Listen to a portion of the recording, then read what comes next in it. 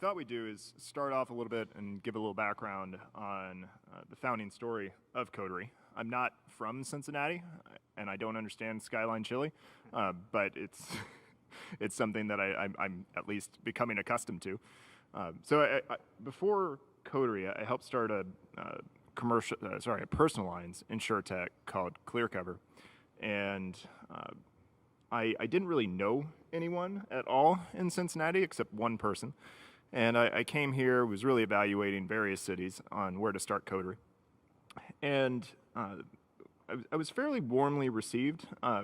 Turns out that Midwesterners are very nice and open with their calendars if you invite them with coffee. Thank you, Kevin. Yeah. And when I got here and we were starting up, and for those who don't know, we do commercial insurance. We really focus on small commercial and delivering insurance where it's relevant to the end consumer and using technology to do that. But when I was here and kind of starting off, not knowing anyone, we received really well by the startup community, and this included some of the big co's. So with that, I'll turn it over to Ben, and he can highlight how Western and Southern found Coterie. Thanks, David. So I think it was around the end of summer 2018, if my memory serves me, there was an article about an entrepreneur coming to Cincinnati to start an insurtech. As soon as I saw that line, I said, well, this is exactly why we built a strategic venture capital unit out of Western and Southern Financial Group, which Matt will tell you a little bit about in a moment. That was incredibly interesting. I start reading through the article, and it says embedded insurance. Well, that was something we were very focused on. It starts talking about gig economy and potentially some opportunities there, as well as serving small businesses. All three of those were three of maybe the top 10 things we were targeting as strategic investors. So I reached out, and it turns out David was quite open with his calendar as well. So we met a couple of times. We started going through deep spreadsheets. David has an actuarial background. I have a bit of an engineering background. So we're geeking out on spreadsheets, then have a chance to meet some more of his team with Kevin. I think we grabbed coffee, and with Tim Metzner, and kept liking their team more and more. Had a few members of our executive team get to know the Coterie team, understand the business model. We like the business model. We like the opportunity. But ultimately, when you're investing at the seed stage, you're investing in entrepreneurs, and we couldn't be happier and prouder to invest behind David, Kevin, Tim, and the Coterie team. And likewise, granted, when you're at the seed stage, you're kind of like, whoever will give me money, please. But our philosophy has always been from the beginning, culture first, and we overinvest in culture.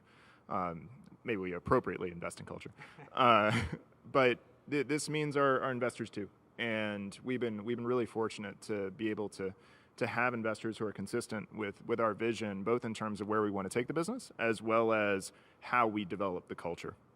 Anything? Sure. Hello. This is kind of weird to not have an audience here, and we're prompting ourselves, but just a couple of comments from me on that. Having been a multiple-time startup founder, culture is the most important thing that we can give to our teammates, and it usually is the intangible factor that is going to either allow for us to succeed or not. And so just kind of coming back to the founding story, when David and I met, and him not knowing anyone from the city of Cincinnati, our first 45 minutes were not talking about Coterie, and I'd seen his spreadsheet. It was 94 tabs. I'm not kidding. It was the longest and most detailed spreadsheet I've ever seen, but we didn't get into that. We talked about business philosophies, and I do remember even a discussion specifically on how we felt about marketing spend, when to have marketing spend, how to even view ROI. These were not things that we were talking about specific to Coterie. These were things that we were talking about from a business perspective. So being able to align around that from the very origins of the company, and then having Tim, who inherently, I think, got what we were after anyway, it made an excellent founding foundation upon which we've continued to build, and then having great investors and support from the community, and everybody else has been along with it. So with that, I don't know, I'll turn it back over to the Western and Southern folks so you guys can talk about culture. Yeah, and maybe Matt will speak a little bit about the culture of the strategic venture capital group he leads, and what that is, and then maybe you guys can step back and describe Coterie and small business insurance, because I think that might be a new space for a number of folks. Yeah, thanks, Ben. So this relationship and investment we've had with Coterie has been a huge success for Western and Southern, and also with our relationship and investment in Centrifuge. These are good relationships that can really help the city of Cincinnati and really help the FinTech community, so we can get more startups and see more success stories here in the Cincinnati area. So just a background on Western and Southern Strategic Venture Capital, that Ben did a tremendous job of help getting started at Western and Southern. So really a few years ago, 2016, 2017 timeframe, Ben and our leadership team thought it'd be a good idea to kind of track and monitor these early stage insurtech companies, because this can be as a defense mechanism for large insurance companies such as Western and Southern to really get to know these organizations and invest and partner with them. So Western and Southern really took initially a very much, I would describe as a crawl, walk, run approach, and that we started off our strategic venture capital initiative by investing in funds. And as we invest in these funds, we got to know the insurtech community. We got to know and talk with more startups such as Coterie, and just really build our corporation's confidence in working with the startup community. So as we got to know and got comfortable with investments in startups, we started talking with more and more, doing more direct investments, finding successful companies such as Coterie, and we really began to ramp up our strategic venture capital initiative, and has really turned in to a good department for our organization, and helps us defend ourselves going forward in the future. So we'd probably do 4 to 5 direct investments on an annual basis.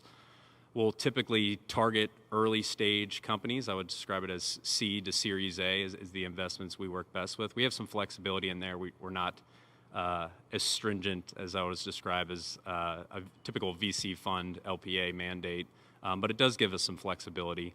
And one thing I want to emphasize, any company that is in the FinTech space within the Cincinnati community, I would encourage you to reach out to us, because this has been a great relationship from both just a commercial perspective as well as an investment return perspective for our company. So I would encourage everyone to do so. I'll go ahead and hand it off to you guys if you guys want to talk more about Coterie. Absolutely. Yeah, I would agree with that.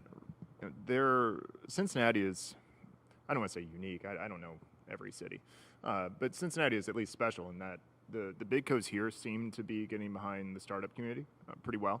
I know Great American, Western Southern, and many others are putting a lot of effort into getting into that. And we felt it, and we felt it directly from a number of big companies here, and obviously with your support. In general, for those who don't know, we do not cater to big companies. Coterie caters to the smaller end of small commercial. We like to support the solopreneur, whatever you want to call that.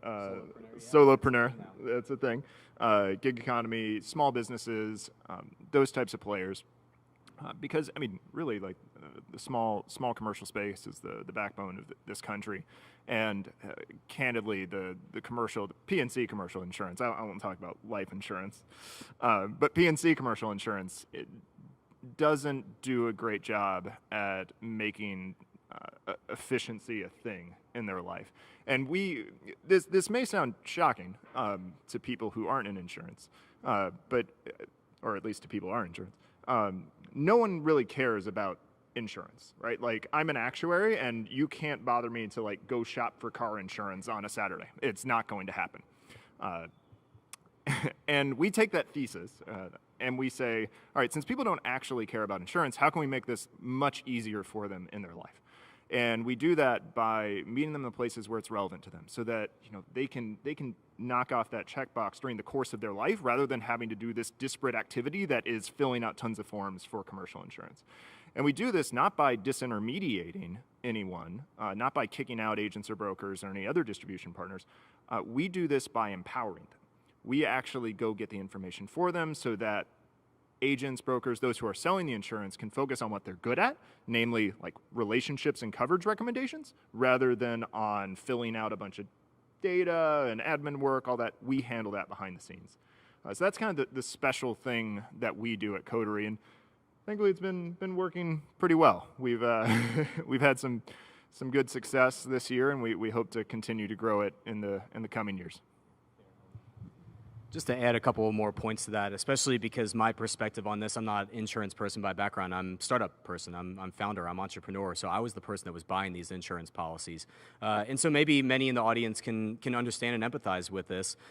Sometimes you don't know what your projections are going to be. You know, if you're asked for 4 or 5 years out and you're like, I don't know, maybe it's going to be this or maybe it's going to be that, that can impact your insurance policies and what you're protecting yourself for.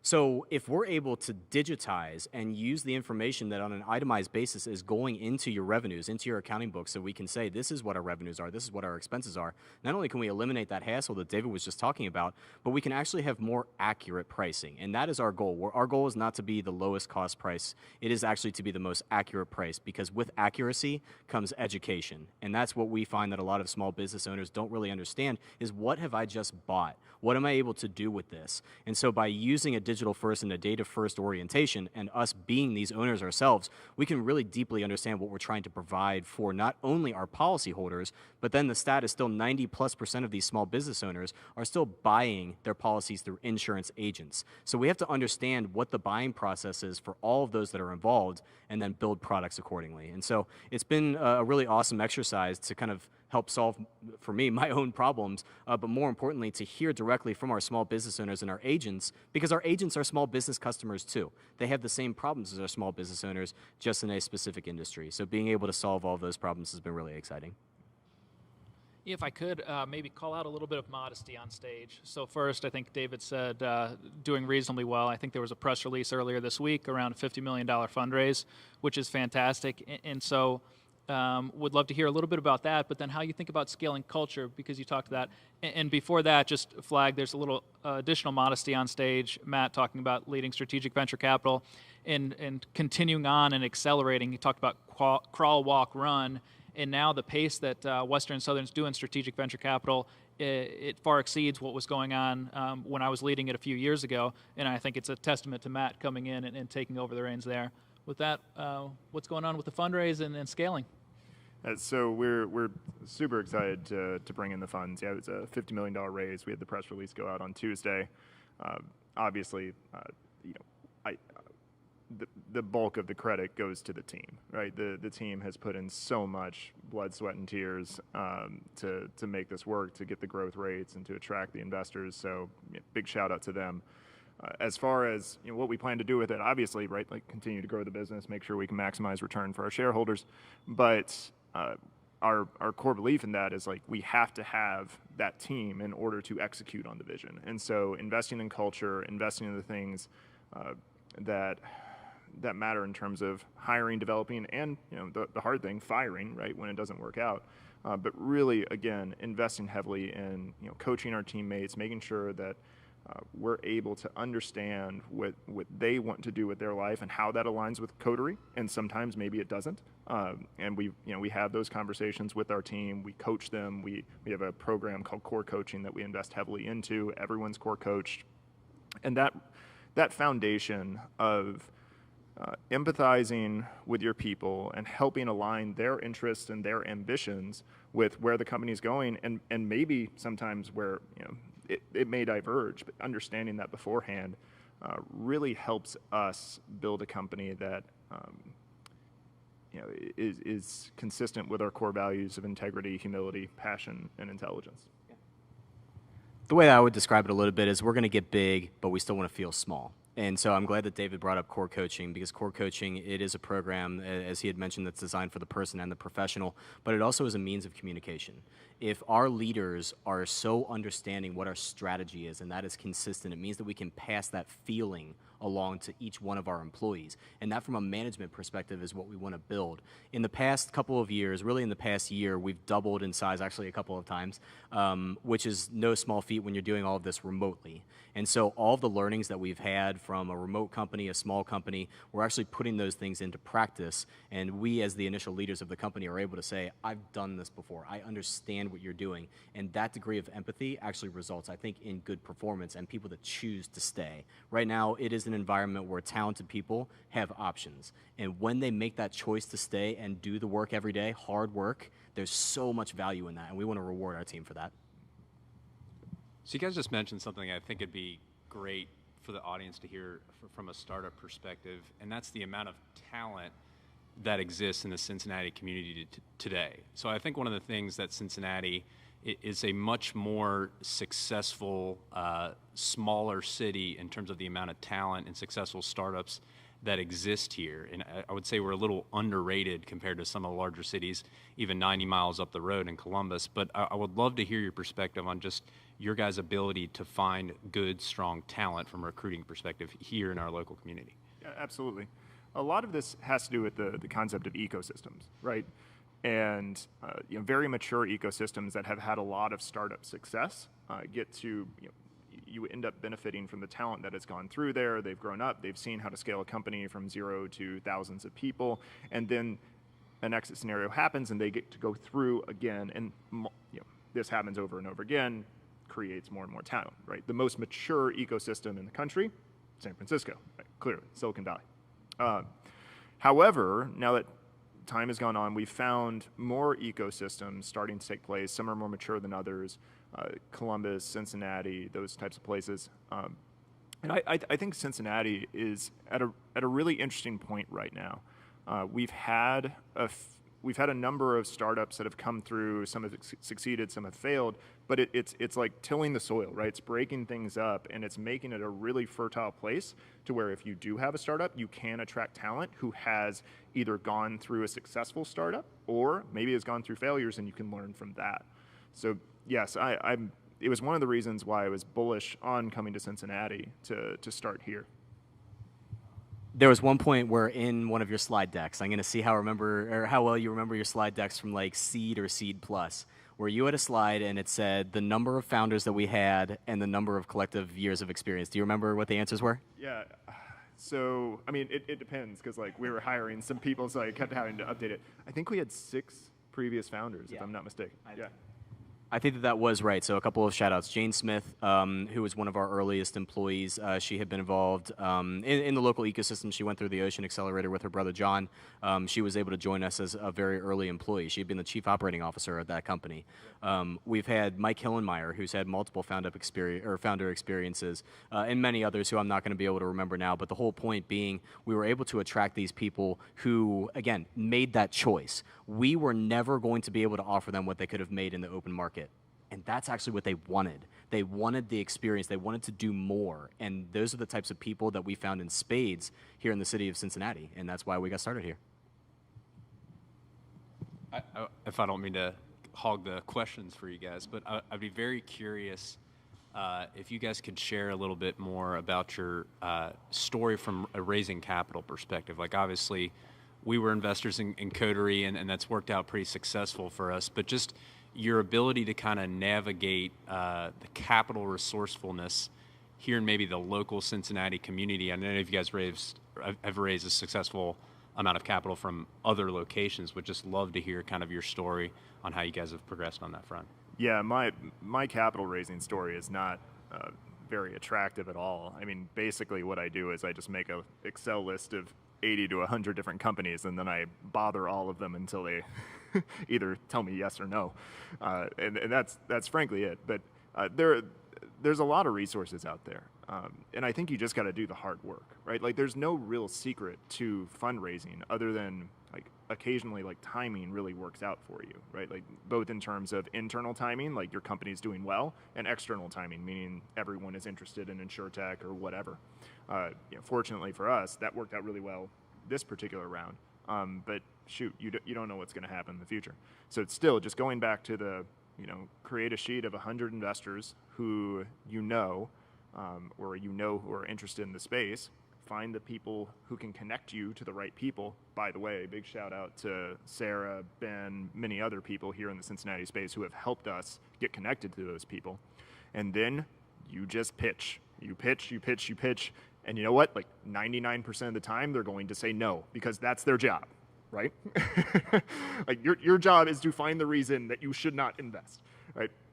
And that's okay. Like if you should not go into fundraising if you don't have a little bit of thickness to your skin, because you will be told no 99% of the time. And I'm literally saying this as we came off a $50 million fundraise, right? And I think that's the secret. It's not all like, glamour and PR and all that kind of stuff. There's a lot of hard work, both in terms of my pitching, but more so like the team behind us, like what they have done to make my job easier, right? So I can pitch something that's amazing. Like that credit goes to them.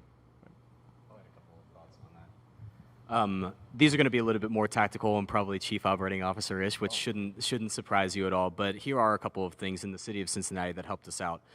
First and foremost, and this is going to demonstrate David's humility, but we're in an insurance town and we've got an insurance leader. That helped. That helped with angel fundraising tremendously because we have a group of people mostly, and this is going to be a very generic comment, but a lot of your angels are going to be, especially in a city like Cincinnati, former executives, folks that know deeply what the problems are. We didn't have to spend a lot of time convincing anyone about what we were trying to do. And that, to your point, Ben, is what initial investment is all about, is have you been able to prove and convince others that you deeply understand the problem in an industry and you're presenting a solution that is decades in the making.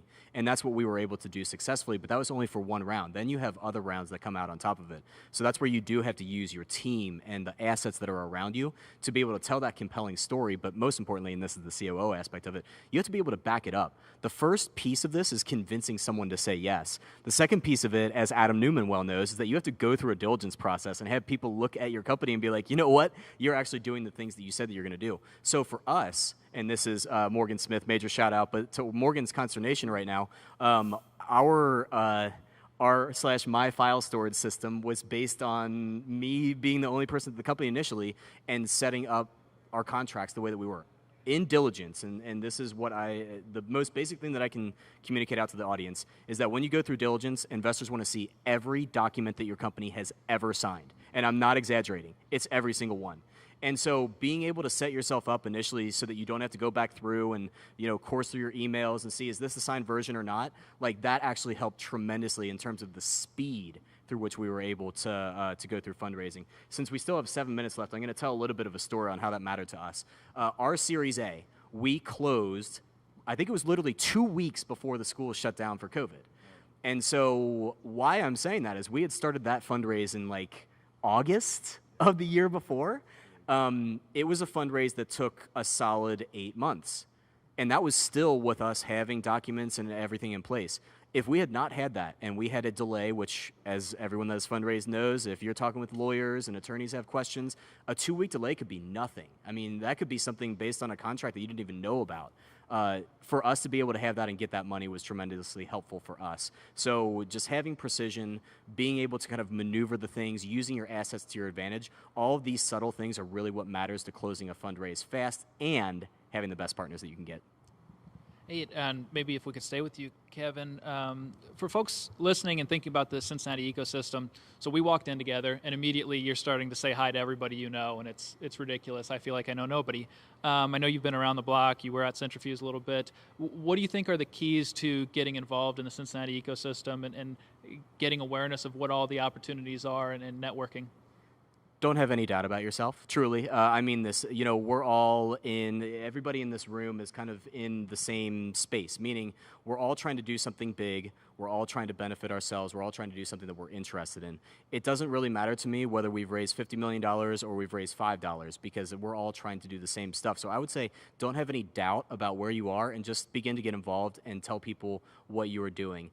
Only other people, as you educate them about your business, can help you. And so if you're kind of holding back from yourself, you're actually holding back from others. And so what I would say is just forget about all the other stuff, all the blustery PR things like we've talked about, and just talk to people passionately about what you're interested in. I'll echo that. Also, inviting Ohioans to coffee really works well. That does. That's right. So I think we're coming up on our close. The only thing I would add here to those startups that are listening, that this has been a great relationship for both parties, but from a capital resource perspective, there is capital here in the local Cincinnati community that's willing to invest in the Cincinnati community. So I'd encourage you to use your resources that are available, like Centrifuge, like Western and Southern, like Coterie, who'd probably be willing to help anyone out with their story and provide their perspective and be of help to any startup with here in the local Cincinnati community. Yeah, absolutely. I mean, we're here to build up the Cincinnati ecosystem in general. and reach out. There's a lot of startups out here who want to do something special, and happy to help them. Same, and I've been given the task of wrapping us up, so I think that maybe we're in the wrap-up phase of this. So with that, Western, do you guys want to end with any, or Ben specifically, do you want to end with anything else? Otherwise, I think we're going to kick off to FinTech Frontier pitch competition. Just echo that if, especially if you're in the FinTech landscape, but otherwise as well, if you're local and raising money, certainly reach out to Matt and others at Western Southern. All right, so with that, we are going to kick it back off to the FinTech Frontier. There's going to be a series of startups that are going to pitch for us, so that's super exciting. I will echo what David said. You can reach me anytime, Kevin@coterieinsurance.com. We are seriously passionate about building up the local ecosystem, local talent. If you're ever up in the Blue Ash area, we have plenty of space on most days of the week. So truly, feel free to get in touch. Happy to mentor anyone that we need. Otherwise, Centrifuge crew, it is off to our FinTech Frontier commercial.